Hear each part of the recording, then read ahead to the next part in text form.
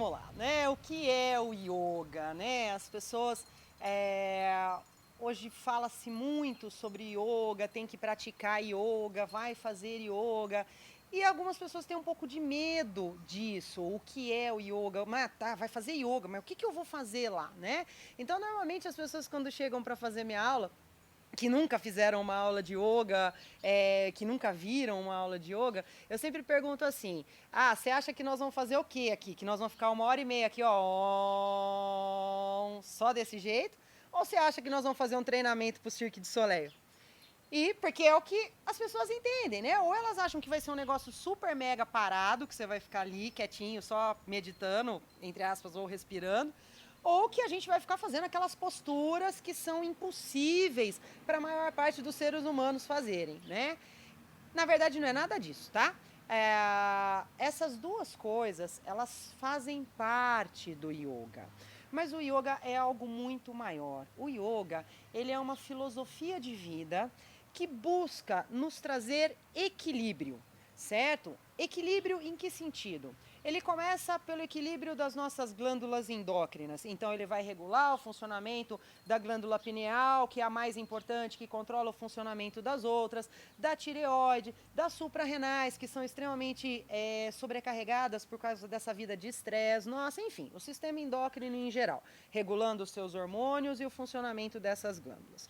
Vai trabalhar também o aumento, o equilíbrio do teu sistema imunológico. Então, você vai ficar mais resistente às agressões externas, sejam elas físicas ou sejam elas emocionais, sejam elas energéticas, enfim, você vai estar mais resistente a essas agressões externas. Fazemos isso normalmente através de posturas físicas, então com isso eu vou conseguir também o equilíbrio do corpo físico através da musculatura, das articulações, do sistema ósseo, da produção de células vermelhas, células brancas em equilíbrio. Então, é a busca do equilíbrio do ser. Só que o equilíbrio não é só da máquina, é o equilíbrio também da mente, que é quem controla tudo isso, né? Então, o yoga busca esse equilíbrio nosso, tá? Tia, mas eu escutei dizer que o significado da palavra yoga é união. Tá certo também. Yoga também busca a união. União do quê? Bom, então aí nós vamos falar o seguinte: na sua vida, dentro de você, você tem duas coisas. Você tem o seu personagem, o que a gente chama o seu eu menor, o seu personagem, seu eu pequeno, não importa o seu ego, não importa como você chame isso. Que é o quê? Essa casca que a gente tem, essa carinha aqui, que nasceu no dia 13 de outubro de 1973, que chama Milena, que vai chegar um dia, vai acabar, que hoje é professora de yoga, terapeuta, enfim, isso é o personagem, tá certo? E eu tenho o meu eu maior, que é a minha consciência, que é o que eu sou realmente na verdade, tá? Que quando isso daqui tudo acabar, que vai continuar existindo, certo? Isso é o nosso eu maior. O yoga, no sentido união, ele busca o quê? Unir essas duas coisas. Porque eu não posso ter o meu personagem separado disso que eu realmente sou. Isso é a grande causa de sofrimento para a maioria das pessoas. Então, o yoga busca, através de todo esse equilíbrio que eu citei antes, ele busca juntar essas duas coisas, o seu personagem, a sua novelinha diária, fazendo parte de algo muito maior, que é aquilo que você é realmente. Não tem nada a ver com religião nenhuma, é importante que isso fique muito claro. Como no final das contas, o yoga acaba fazendo com que as pessoas se tornem seres melhores, se tornem pessoas melhores, ele pode ser usado para qualquer religião. Só que ele não faz parte de nenhuma específica, tá certo? Então não importa se você é evangélico, cristão, ateu, não importa. Você pode fazer yoga porque ele não vai chocar com nenhuma das tuas crenças. O yoga ele vem trabalhar com algo que está antes disso, né? No sentido da religião, no sentido do religar, né? Que é esse unir, né? Unir, religar, são todos sinônimos, né? Então esse religar o seu eu menor com essa consciência divina que existe dentro de você e que está dentro de todos nós, tá certo? Então, existe muita mistificação, seita. Se você for em algum lugar que as pessoas falarem assim, não, você tem que fazer isso, você tem que fazer aquilo, uma coisa meio seita, sai correndo, porque isso não é yoga, tá certo? Fique atento aos instrutores que estão trabalhando com você, são pessoas que têm que ter um conhecimento tanto na filosofia do yoga, quanto um conhecimento do seu corpo também, né? O objetivo do yoga é filosófico, ótimo, é filosófico, mas o que eu estou usando enquanto isso? O meu corpinho. Então você tem que entender como que funciona um joelho, como que funciona uma coluna, porque se chega alguém, principalmente se você que está assistindo essa palestra, tem algum problema de coluna, tem algum problema de saúde, o seu professor, se ele não tiver um conhecimento da anatomia, da fisiologia do seu corpo, ele não vai saber adaptar as posturas para o seu caso. Então é muito importante isso, essa bagagem que o seu professor traz junto, tá certo? E essa questão de ser o mais transparente possível. Cuidado com gente que quer se dizer seu mestre, que quer se dizer seu guru iluminado, tá certo? Que quer prender você a ele, tá certo? O bom professor sabe que quanto menos o aluno depende dele, mais feliz o professor fica, tá certo? Porque aí sim eu estou cumprindo a minha função. Eu falo para os meus alunos todos os dias,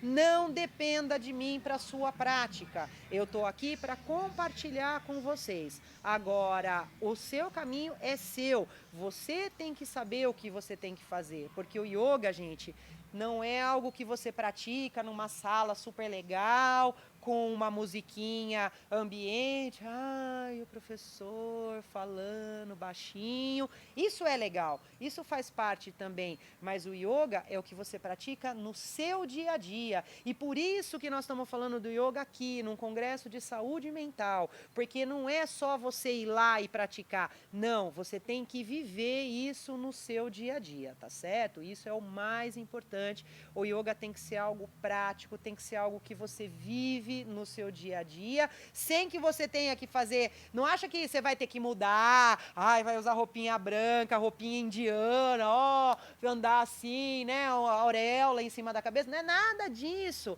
tá certo? Gente, o yoga é para todo mundo, é para o dia a dia, é para mim, é para você, é para qualquer um, tá certo? Não tem, tira esses mitos, essas coisas, místicas, o iluminar. Não, é arroz, yoga, eu brinco que eu trabalho yoga, arroz com feijão. É pro dia a dia, tá certo? Para qualquer um praticar, não existe contraindicação, qualquer idade pode fazer, qualquer condição de saúde pode fazer. Mas eu não pratico atividade há muitos anos. Então, ótimo, o yoga vai ser a melhor atividade para você poder começar.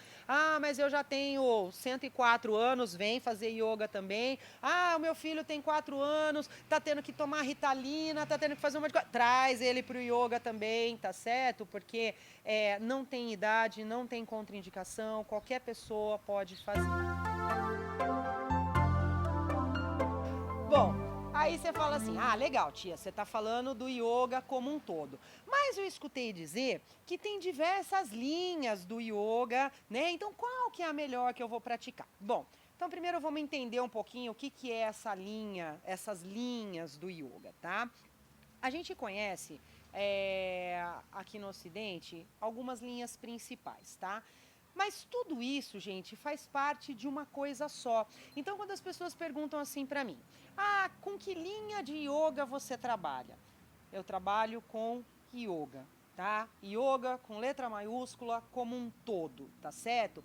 Porque essa coisa das linhas é uma coisa que foi ficando meio trazendo até a questão do ego, né? Eu criei essa linha, ela é mais legal.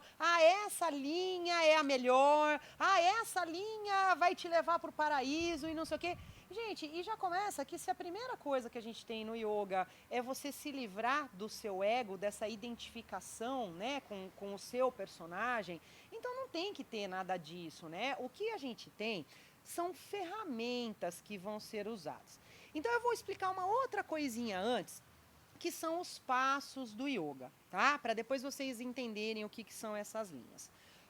Nós tivemos, num determinado momento aí, né, faz pouco tempo, uns 3.000 anos atrás, mais ou menos, um sábio chamado Patanjali, que ele pegou todo o conhecimento que se existia de yoga até então, todas as escrituras, tudo que se era falado sobre yoga até então, e ele simplificou, ele sistematizou isso em 8 passos principais, tá? Que são os 8 passos clássicos do yoga, ou que as pessoas chamam de Ashtanga, não é? Diferente do Ashtanga Vinyasa, daqui a pouco a gente vai falar, mas é o Ashtanga Yoga. Ashtanga significa 8 braços, tá certo? Então são 8 passos principais. Os 2 primeiros passos, eles são filosóficos, tá certo? São os yamas, é o que nós devemos evitar para que nós tenhamos o quê? Equilíbrio, paz, harmonia, tudo isso que a gente está buscando na nossa vida, né? Então, quais são eles? Primeiro, a não violência, que é a gente saber se relacionar com essa violência toda que está no mundo e que está dentro da gente também, tá certo? A não violência começa com os hábitos que você tem com você mesmo, sua alimentação, seus hábitos de vida, os seus auto-julgamentos, o excesso de crítica sobre si mesmo, isso é uma forma de violência também, né? Então o yoga ensina como a gente lidar com isso. Não mentir.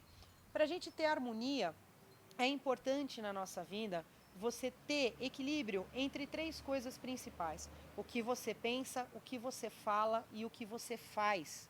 Se você não tem harmonia nessas coisas, você pensa uma coisa, fala outra e faz outra, esquece que você não vai ter paz na sua vida, não vai ter equilíbrio. A mentira interfere nesse tripé, né?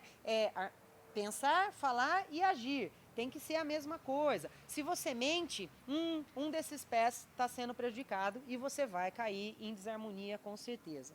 Não roubar. E aí extrapola o conceito do simplesmente você pegar alguma coisa material que não é sua. Claro que isso também é roubar.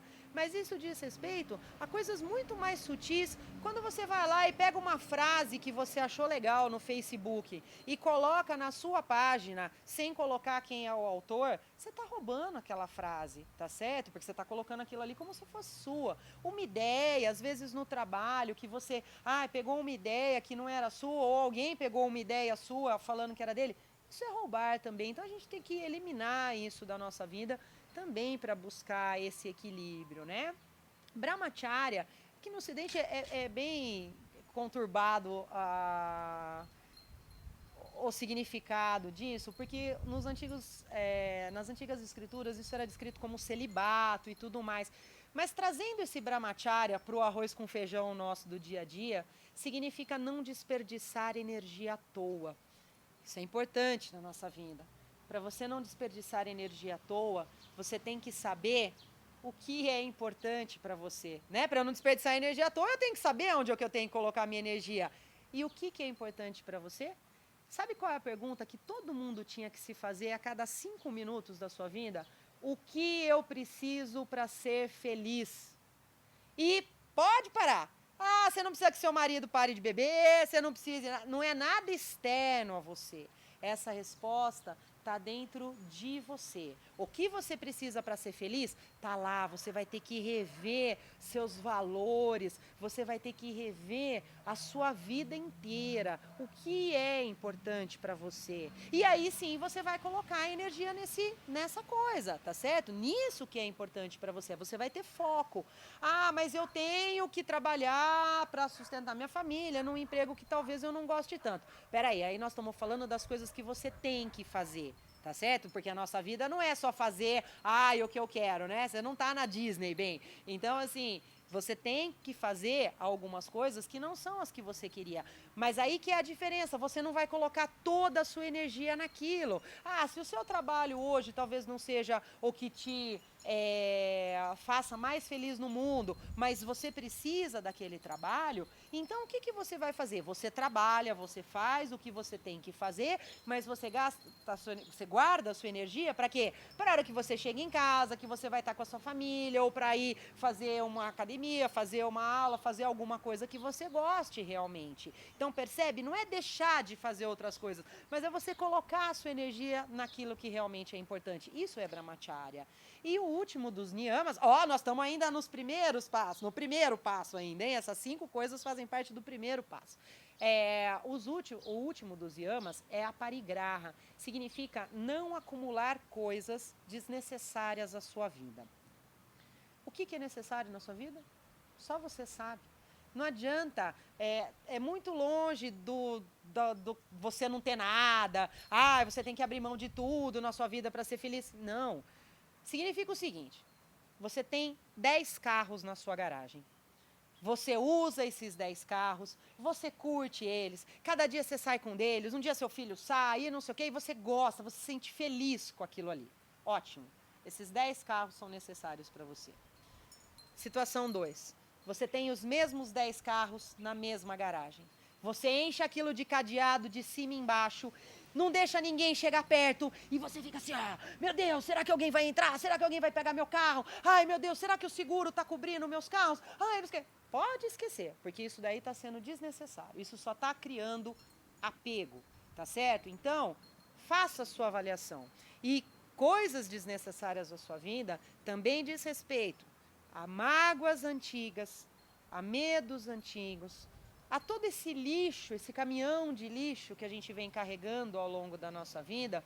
Se livra do que você não precisa mais. Deixa um pouco desse lixo para trás. Viaja mais leve, né? Isso é importante. Isso é o sentido principal do aparigraha, né? Então, né? Não violência, não roubar, não mentir, não desperdiçar energia à toa e não acumular coisas desnecessárias à sua vida. Isso é o primeiro passo do yoga. Segundo passo são os niyamas. Aí é o que a gente tem que buscar, né? Então, uma são as coisas que eu tenho que evitar. A outra coisa, o que eu tenho que buscar na minha vida, tá? Então, a primeira coisa que eu vou buscar na minha vida é pureza física e espiritual, tá certo? O que significa isso, gente? O que é pureza física e espiritual? São os seus hábitos de higiene, realmente. É tomar banho. Pô, vai sair de manhã para o seu dia? Toma um banho, se lava, né, para enfrentar o seu dia a dia. Chegou em casa à noite com aquela carga do trabalho, às vezes você teve um dia pesado e tudo mais, trânsito, estresse e tudo mais. Toma outro banho para você se lavar de tudo isso, né? Então tem essa parte da higiene física mesmo. Aí tem a questão dos lugares que você frequenta. Sabe quando você vai naquele barzinho que você sabe que você fala assim, nossa senhora, mas quando eu vim aqui tem alguma coisa que eu não me sinto bem, parece que tá pesado. Cara, por que você vai lá? Você sabe que aquilo tá te fazendo mal e continua indo. A gente vai falar disso daqui a pouco. E a questão dos pensamentos também que você deixa entrar na sua cabeça, né? Então, o que você está pensando? Quais são os pensamentos que você deixa entrar, né? Então, na sua casa, você não abre a porta da sua casa para qualquer um. E por que a gente abre a nossa mente para todos esses pensamentos ruins? Então a gente tem que ter um pouco de atenção na qualidade dos pensamentos que a gente está deixando entrar na nossa cabeça, tá certo?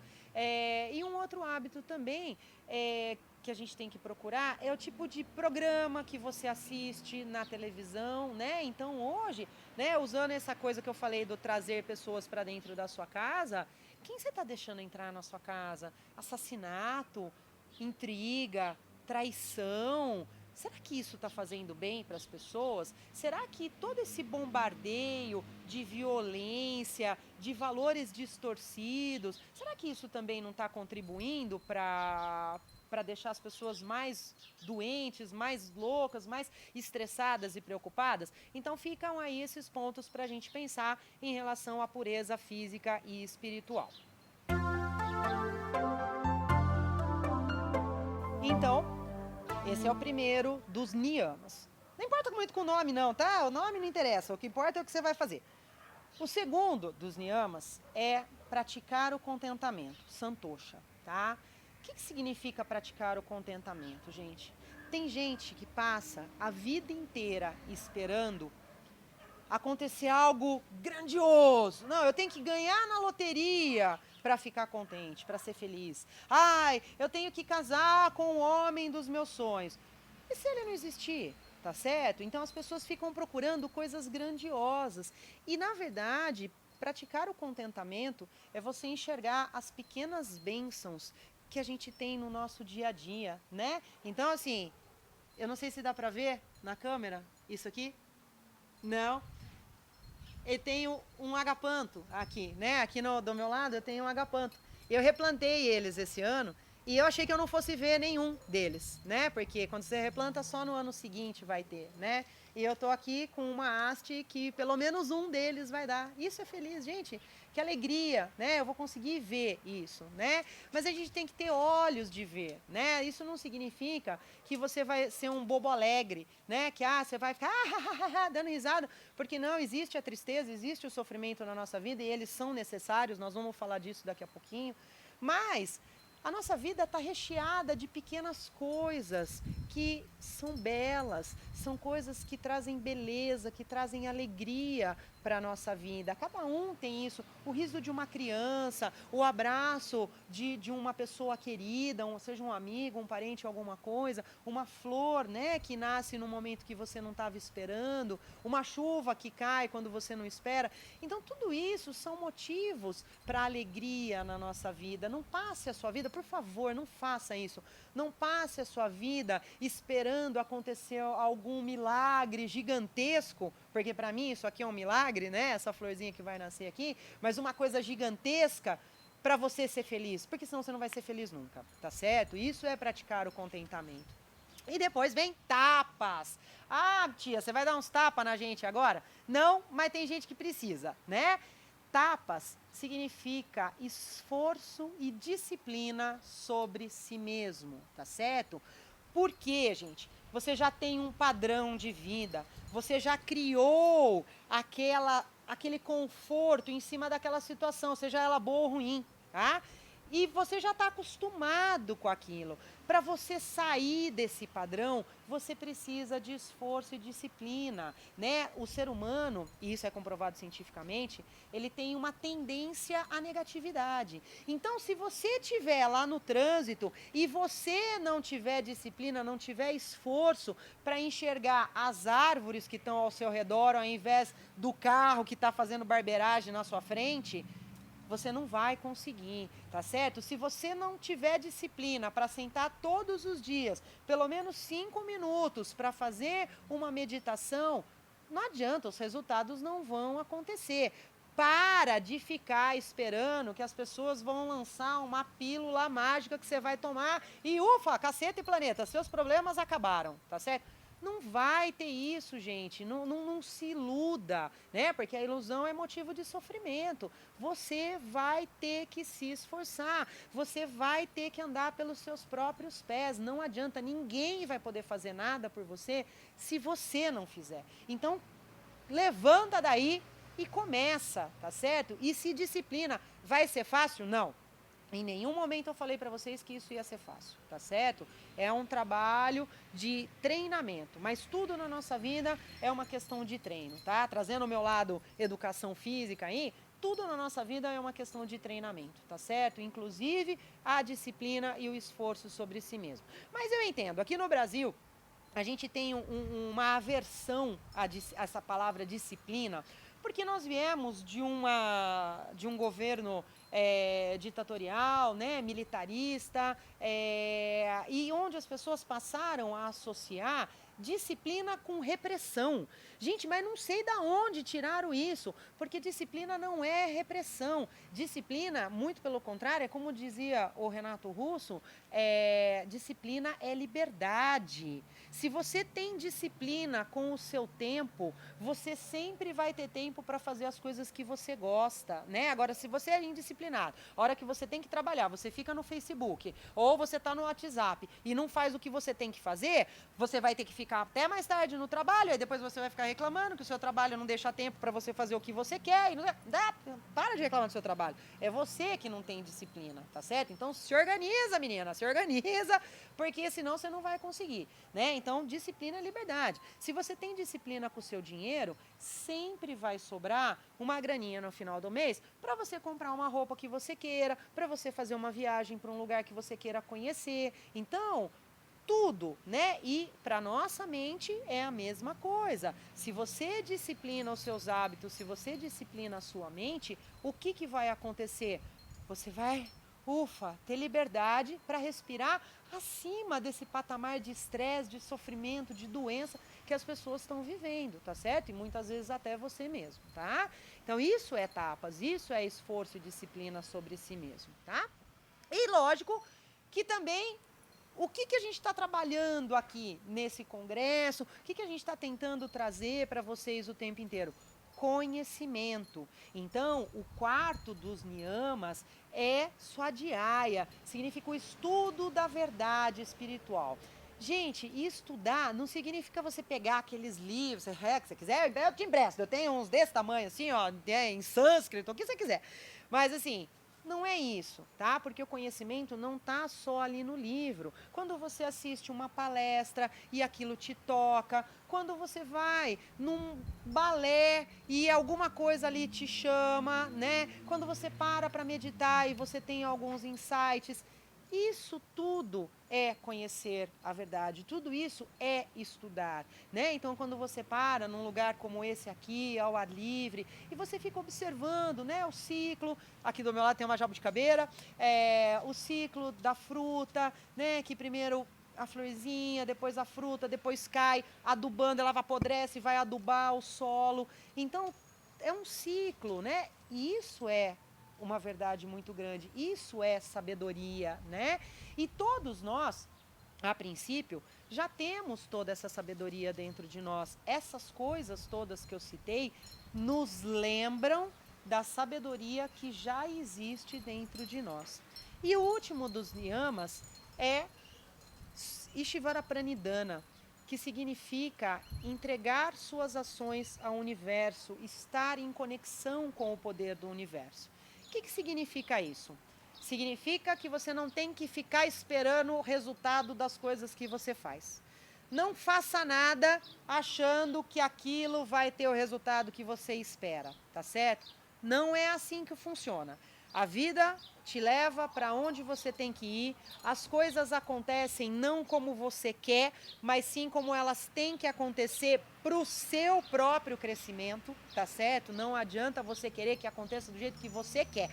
Às vezes acontece, mas é 1 em 1 milhão, tá? Normalmente elas acontecem como elas têm que acontecer. Tia, mas então eu não faço nada? Pelo amor de Deus, não é isso. Você tem que fazer. O negócio é, faça o que você tem que fazer, porque é o que você tem que fazer. O resultado disso não cabe a você. Nosso professor Hermógenes, né, querido, um dos grandes ícones do yoga aqui no Brasil, um dos meus mestres, ele diz o seguinte, é um mantra, né, que é um mantra de vida que resume tudo isso que eu acabei de falar. Esse mantra é: entrega, confia, aceita e agradece. Entrega o quê? Entrega para o universo, para Deus, para Alá, para Ishvara, não importa o nome que você chame, porque nós estamos falando aqui de uma força maior que transcende qualquer religião. Entrega, porque você não tem o controle. Então para de ficar achando que você tem o controle de tudo ao seu redor. Gente, a gente não tem o controle nem do nosso próprio corpo, né? Você não sabe quando que você vai ter uma dor de barriga, quando que você vai comer alguma coisa que vai te fazer mal. Você não tem o controle disso, assim como você não tem o controle de nada ao seu redor, tá certo? Então, né, você não tem esse controle. Então entrega para o universo, entrega as rédeas disso para quem tem que ficar, que não é você, com certeza, tá? Entrega, confia. Confia que se isso está acontecendo, é o melhor para você.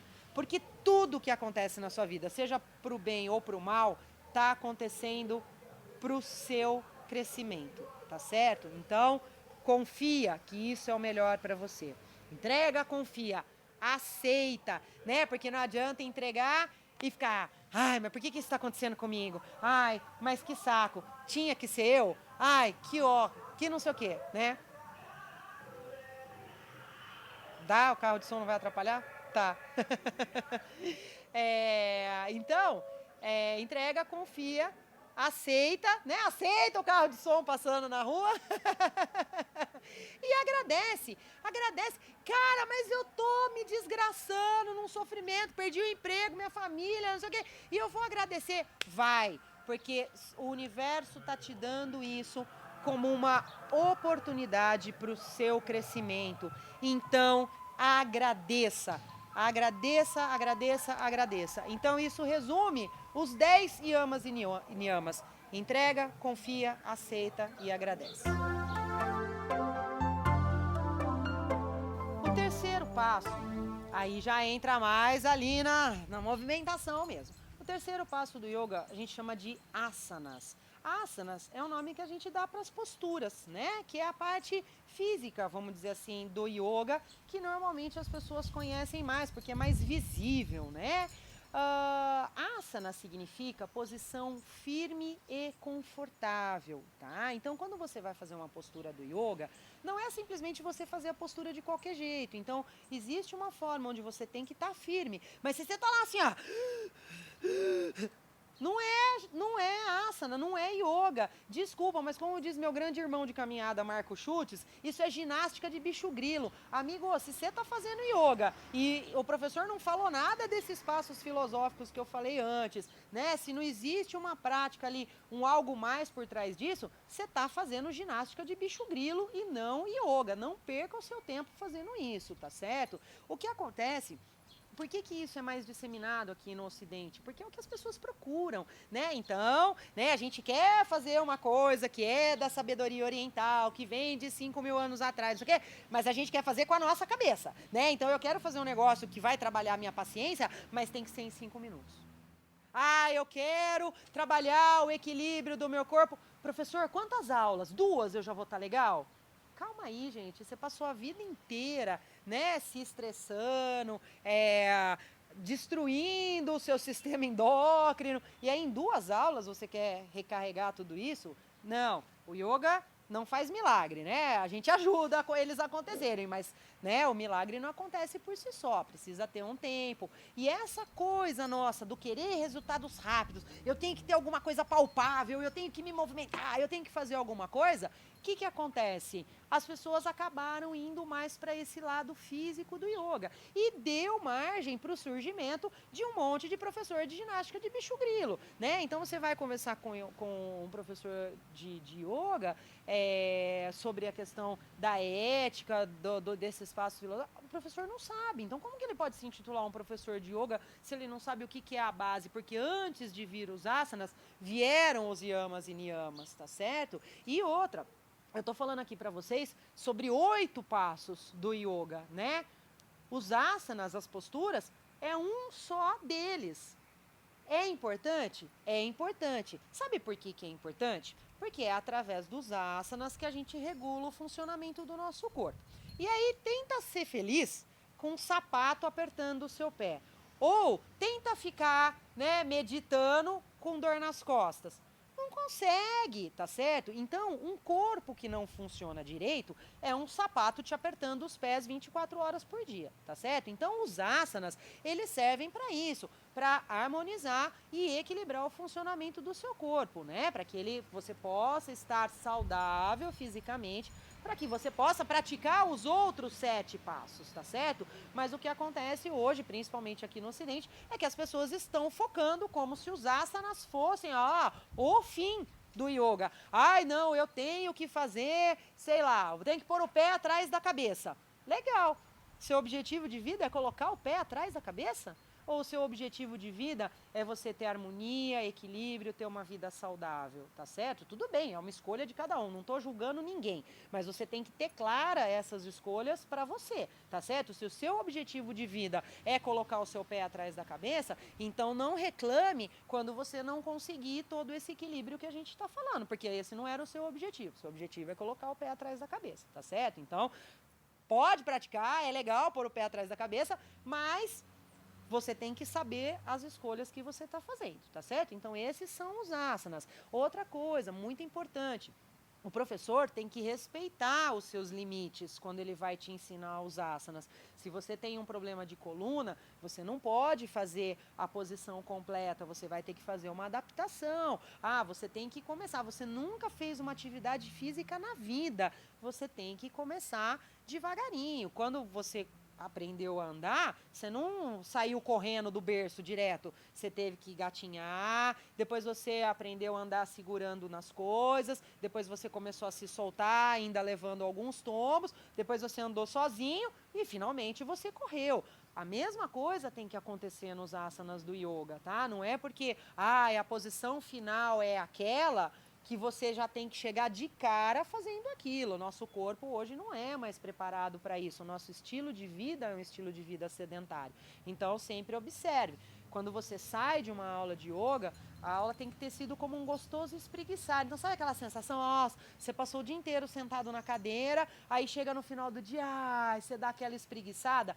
Essa é a sensação que você tem que ter ao sair de uma aula de yoga. Jamais sair com dor nas costas, com dor no joelho, com dor no pescoço. Pelo amor de Deus, isso não é yoga, tá certo? Que fique bem claro para você. O quarto passo, viu? Já acabou a ginástica. O quarto passo é pranayama. Pranayama, aqui também as pessoas traduzem muito como exercício respiratório. Não é exercício respiratório. É o controle da nossa energia através da respiração. Então, sabe quando você está lá, cansado, fatigado, seu dia não rendeu nada, parece que você está carregando o mundo nas costas? Observa a sua respiração. Você vai ver que sua respiração está pequenininha, curtinha, né? E o que acontece? Uma das formas da gente revitalizar o nosso corpo é através da respiração. Então, quando eu inspiro profundamente, eu estou trazendo para dentro do meu organismo não só oxigênio, não só os gases necessários para a respiração, eu estou trazendo novos átomos, eu estou trazendo novas energias que vão regenerar o meu corpo. Eu estou trazendo através da respiração o que a gente chama de prana, que é a energia vital do universo. Então, quando você inspira, você está trazendo essa energia vital do universo para dentro de você. Por isso que é o controle da energia através da respiração. Vai melhorar a sua capacidade pulmonar? Vai. Vai melhorar a troca gasosa nos alvéolos? Vai absorver mais oxigênio? Vai soltar mais gás? Vai. Vai melhorar a musculatura respiratória? Vai. Mas o objetivo não é esse. Tá? O objetivo é você se revitalizar, é você controlar a sua própria energia através da respiração, tá? Depois vem Pratyahara. Pratyahara é a abstração dos sentidos. Nossos sentidos, eles são uma cilada para nós, tá? Por quê? Porque eles estão sempre me levando para um lugar, às vezes, que eu não quero ir, né? Então, eu estou escutando o barulho, né? Então, nossa, o barulho do caminhão, da rua, então eu estou conectado, aquilo está me irritando, aí vem um cheiro de queimada, um cheiro que eu não gosto, e aquilo me incomoda, e aí eu como alguma coisa, que não gosto daquele gosto, e aí eu já fico de mau humor com aquele negócio, pego uma jabuticaba aqui que ela tá azeda, né? Já fica aquele gosto ruim. Então, os nossos sentidos estão sempre levando a gente para algum lugar que nem sempre é onde a gente quer ir. Nas antigas escrituras é descrito assim, como se nós fôssemos uma carruagem guiada por 5 cavalos desgovernados. Tá? Esses 5 cavalos são os nossos sentidos. A carruagem em si é o nosso corpo com a nossa mente. E o cocheiro é a consciência, tá certo? Então a pergunta é, quem você está deixando guiar a sua vida? São os cavalos desgovernados? Normalmente é o que acontece, né? Então, às vezes, essa busca de prazer inconstante. Prazer por quê? Prazer por sentidos, né? E aí acaba ficando um vazio, né? Eu procuro o prazer fora, né? Mas não é aquilo, na verdade, que vai me preencher, né? Então, os cavalos vão me levando para os lugares. Eu quero ficar entorpecido. Então, eu vou lá, tomo uns gorozinhos, né? Fico balão, eu fico alegre e tudo. Mas e a hora que passa? E a ressaca disso depois, né? A mesma coisa no caso dos remédios, né? Para os transtornos mentais e tudo mais. Então você toma aquele monte de remédio, legal, enquanto você está sob o efeito do remédio, tá tudo lindo, maravilhoso. E a hora que passa, o problema tá ali. As drogas, a mesma coisa, né? A euforia, né? O crack leva as pessoas para as alturas, mas para onde ela leva depois, né? Então, isso por quê? Porque nós estamos sendo governados pelos cavalos, né? Pelos nossos sentidos. Então, a busca é para satisfazer os cavalos e não quem está governando essa carruagem, né? Então a gente tem que treinar isso. Abstração dos sentidos é eu conseguir me desligar um pouco de tudo isso que chega para mim através dos meus sentidos. E isso é importantíssimo nos dias de hoje, porque a gente vive num mundo de excesso de informação, de confusão dos sentidos. Então, assim, você está lá trabalhando, aí chega a mensagem no seu celular do WhatsApp, aí a janelinha do Facebook, aí chega um e-mail, seu telefone toca, alguém chega um memorando, alguém vem falar com você e tudo mais, e aí tem o jornal que você tem que ler. Gente, uma edição do Estado de São Paulo de domingo tem mais informação do que uma pessoa do século XVII recebeu a vida inteira. Tá? E aí, assim, será que a gente está preparado para esse tanto de informação? A gente pode estar, desde que eu consiga focar naquilo que é importante para mim. E aí eu preciso conseguir me desligar. Não significa, que você não vai escutar, que você não vai... Não é ficar bobo, né? Não é ser um vegetal, mas é você ter controle sobre esses sentidos, tá certo? E isso é Pratyahara, a abstração dos sentidos.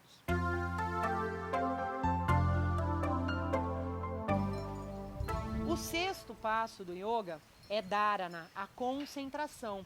Então, a partir do momento que eu tenho, né, as coisas que eu evitei, as coisas que eu busquei, tô com o meu corpo em ordem, tô com a minha energia em ordem, consegui fazer a abstração dos sentidos, eu vou para onde?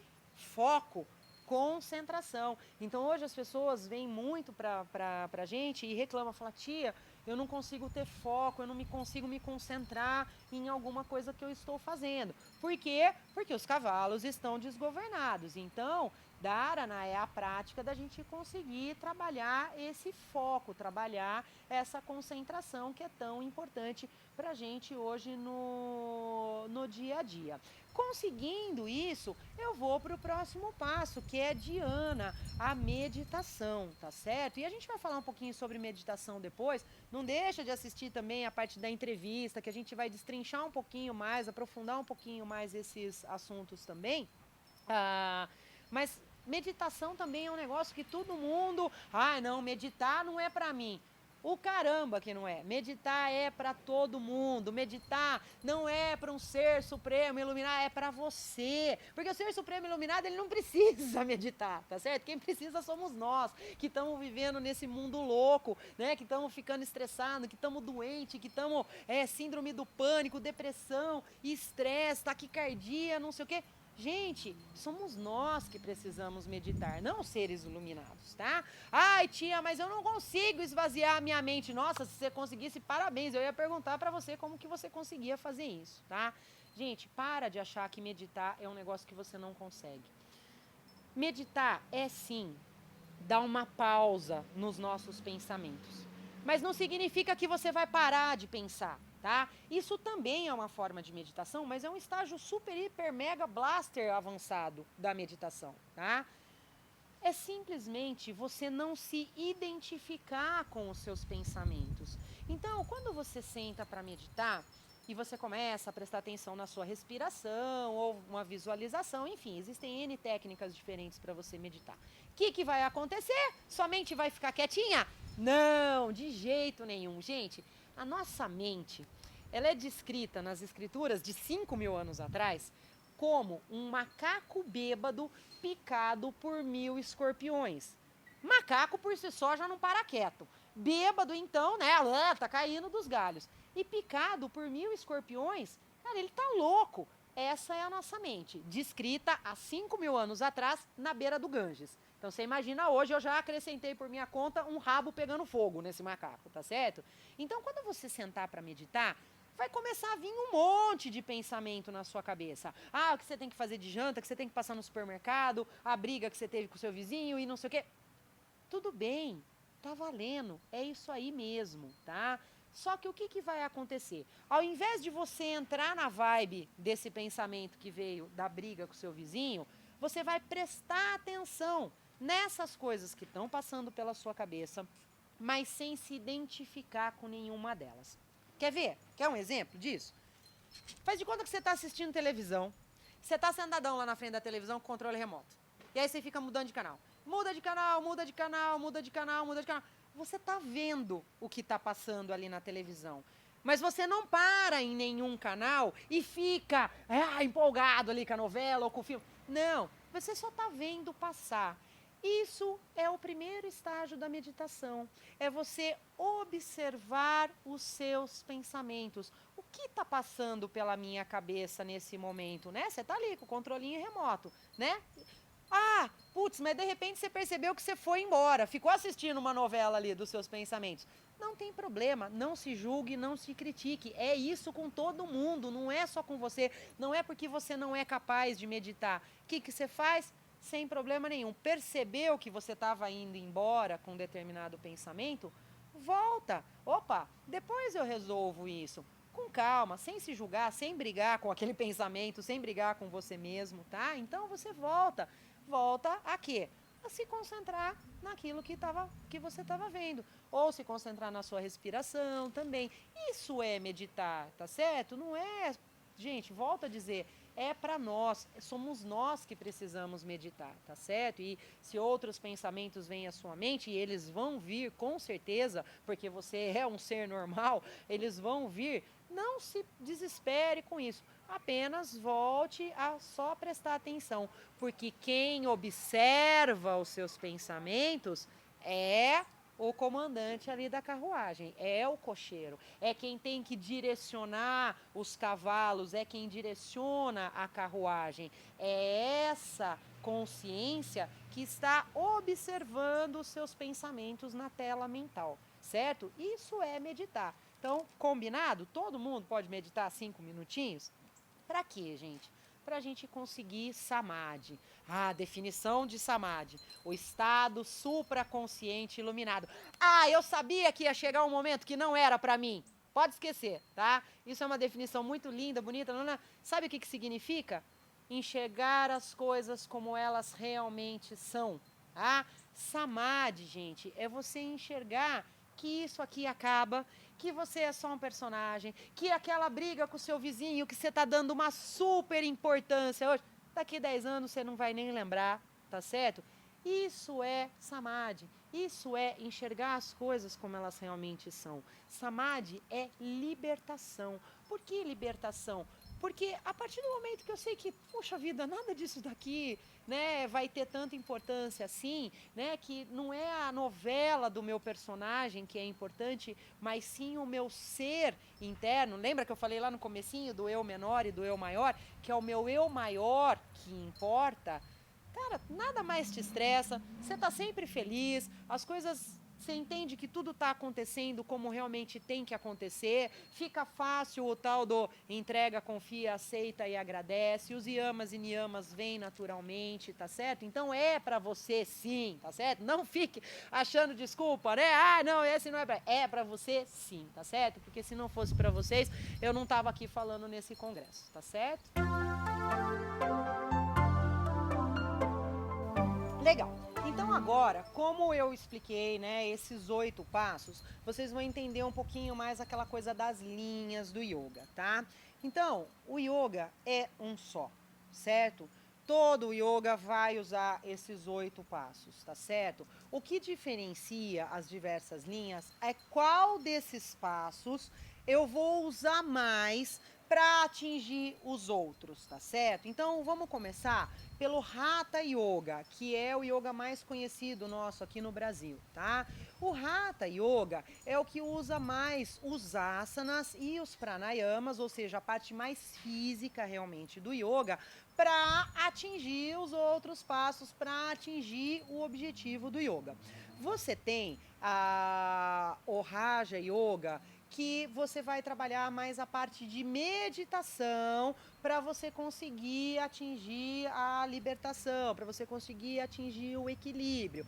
Aí, dentro do Hatha Yoga, aqui no Brasil, a maior parte das linhas que a gente conhece são derivações do Hatha Yoga. Então, por exemplo, a Iyengar Yoga. A Iyengar Yoga é uma forma. A Iyengar foi uma pessoa, um grande mestre, por sinal, que faleceu esse ano, que combinou os asanas pessoas de uma forma específica e criou lá o método Iyengar Yoga, que não deixa de ser uma forma de Hatha Yoga. Ashtanga Vinyasa Yoga. É engraçado que o Patabi Joyce, que foi quem criou o Ashtanga Vinyasa Yoga, ele era parceiro do Iyengar, os dois discípulos do Krishnamacharya. Então, tudo, né, são o Vini Yoga, que é do Krishnamacharya, Ashtanga Vinyasa, Iyengar Yoga, é tudo linhas do Hatha Yoga, tá? Hoje a gente tem o Swastika Yoga aqui no Brasil também, que é meio que uma derivação do Power Yoga e tudo mais. Que mais que a gente tem? Aí você tem o Tantra, né? Que o Tantra... Gente, pelo amor de Deus, Tantra não tem nada a ver com sexo, tá bom? Isso é uma coisa, é uma distorção violenta que o Ocidente está fazendo em relação aos ensinamentos do Tantra, tá? Que eles estão chamando, ainda bem que já estão chamando de outra coisa, estão chamando de neotantrismo, tá certo? Que é essa coisa do yoga do sexo, a divinização do ato sexual. Meu, não tem nada a ver com yoga isso daí, tá certo? Fuja disso, até porque algumas pessoas que estão trabalhando com isso aqui no Brasil estão com objetivos totalmente escusos aí, tá certo? Então toma cuidado se você escolher por ir por esse caminho, tá certo? Claro que o divino existe em todas as coisas, tá? Então, se esse for o seu caminho, que assim seja, mas tome cuidado, esteja claro no que você está entrando. O Tantra é algo muito mais antigo, tá certo? O Tantra são os ensinamentos mais antigos do yoga dos quais se tem conhecimento, tá certo? Então é toda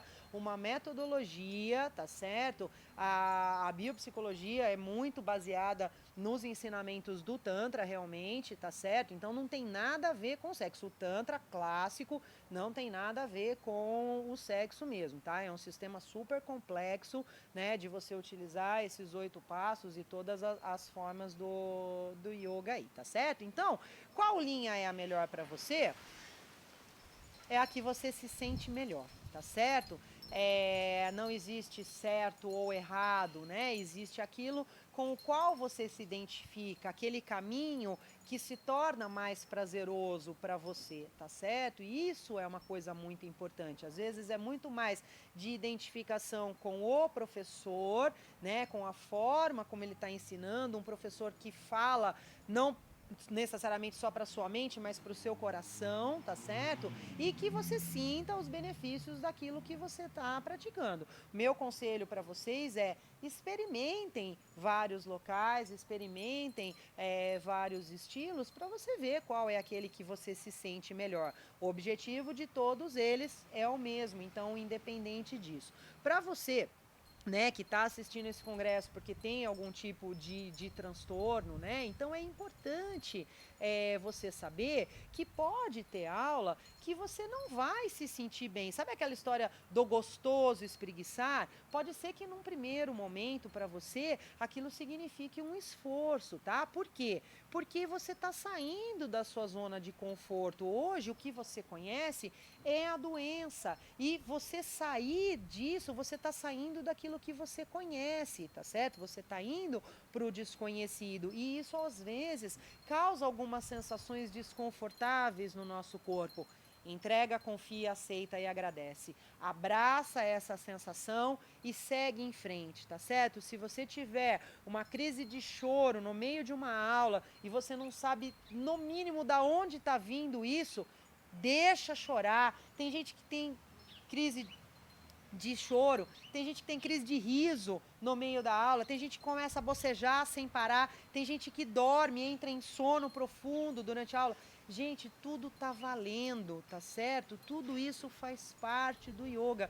Você está num processo de transformação, tá certo? Né? E para borboleta se transformar, ela não faz isso sem sofrimento, né? Imagina, ela tá saindo daquele casulo duro, com aquelas asas delicadas, aquela coisa tudo melecada, molhado, não consegue bater as asas num primeiro momento, mas é importante ela passar por esse processo, tá certo? E a mesma coisa é com você, tá? Então venha com a certeza de que se você vier de coração aberto, isso vai te ajudar, tá certo? Porque o que que acontece, né? Às vezes até muitas causas desses transtornos, né? Tem gente que passa, né? Pula, muitos de vocês devem estar nessa situação, pula de um terapeuta para o outro e faz isso, e faz aquilo outro, e não consegue resolver, né, o problema, ou não consegue achar a causa do seu problema. O yoga vai nas causas, né? Então, vamos falar um pouquinho dessa formação que a gente tem na nossa vida, né? Então, quando a gente nasce,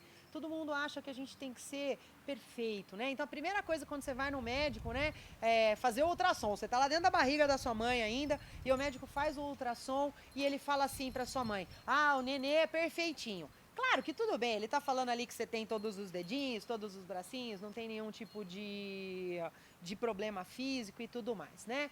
Mas aí você nasce, né? E você nasce e começa a existir uma série de cobranças dos seus comportamentos, porque os seus pais querem o quê? Eles querem criar um filho perfeito, né? E ninguém é perfeito, tá? Deixa eu te avisar que ninguém é perfeito. Se a gente está aqui ainda nesse plano, é porque a gente está evoluindo e a gente não chegou à nossa perfeição, tá? Então não espere, não ache que ninguém é perfeito, porque ninguém é, tá? Desculpa se eu feri os seus sentimentos falando isso, mas essa é a verdade, tá? Então, o que que a gente vai fazendo com essas imperfeições? A gente vai jogando para debaixo do tapete. Aí você entra na escola, né? E é bullying, é não sei o quê, é não sei o que lá, né? As pessoas cobrando, e só a menina mais bonitinha da escola, que os meninos querem ficar, o menino que você gosta tá beijando a outra lá e não sei o quê. E você vai jogando para debaixo do tapete. Aí você entra no mercado de trabalho. O que seu chefe espera de você? Que você seja um funcionário perfeito, e você não é. O que você faz com as imperfeições? Debaixo do tapete. Relacionamento, a esposa perfeita, o marido perfeito, lá, tudo para debaixo do tapete. Aí sabe o que acontece? Tem uma hora que você tropeça, porque esse tapete tá tão cheio de lixo embaixo que você tropeça nesse tapete. Sabe o que é esse tropeço? É a depressão, é a síndrome do pânico, é estresse, taquicardia sem ter nenhum problema cardíaco, né? Isso são os seus tropeções no tapete. É uma tristeza, uma angústia que você não sabe de onde vem. Sabe o que o yoga faz? O yoga levanta esse tapete para você e fala assim: amigo, você não é perfeito. Estão aqui as suas imperfeições. Isso é a massa, esse é o barro que você tem que moldar. O que você vai fazer? Você tem duas escolhas. Ou você cobre esse tapete de novo, cobre todo esse lixo de novo e passa o resto da sua vida tomando psicotrópico, passa o resto da sua vida tomando remédio ou infeliz, ou você se mata, tá? Ou você vai moldar esse barro e transformar em alguma coisa bonita que vai ser produtivo para você, tá certo? Então, o yoga, eu sei que eu sou suspeita para falar, porque eu sou professora de yoga, mas se você tiver que escolher uma coisa para você fazer, tá? Para ajudar você a melhorar a sua vida, vá fazer yoga, tá certo? Porque esse é um caminho completo. Um bom professor de yoga vai te ensinar a lidar com todas essas vertentes da sua vida, vai ajudar você a se livrar dos remédios. Claro que os remédios são importantes, tá certo? Eles são importantes principalmente num primeiro momento, para te dar um fôlego, para te ajudar a respirar e enfrentar tudo isso, tá certo? Eu não sou contra remédio, eu acho que eles são importantes, mas são importantes para um fim específico, tá certo? Não para você viver a sua vida inteira dependendo deles. A sua vida é algo muito maior do que o que está ali dentro de uma caixa de remédio, tá certo? Então, se você quer se libertar de tudo isso, o yoga é o seu caminho, tá certo? Então, espero que essa palestra tenha esclarecido um pouco vocês. Vocês vão ter os meus contatos também. Por favor, entrem em contato, me procurem com dúvidas, com sugestões, o que vocês precisarem, eu estou à disposição de vocês, tá certo? Então, muita gratidão. Namastê, que significa tudo que há de melhor em mim, essa consciência maior que vive dentro de mim, cumprimenta e se conecta a essa consciência maior que também está dentro de você.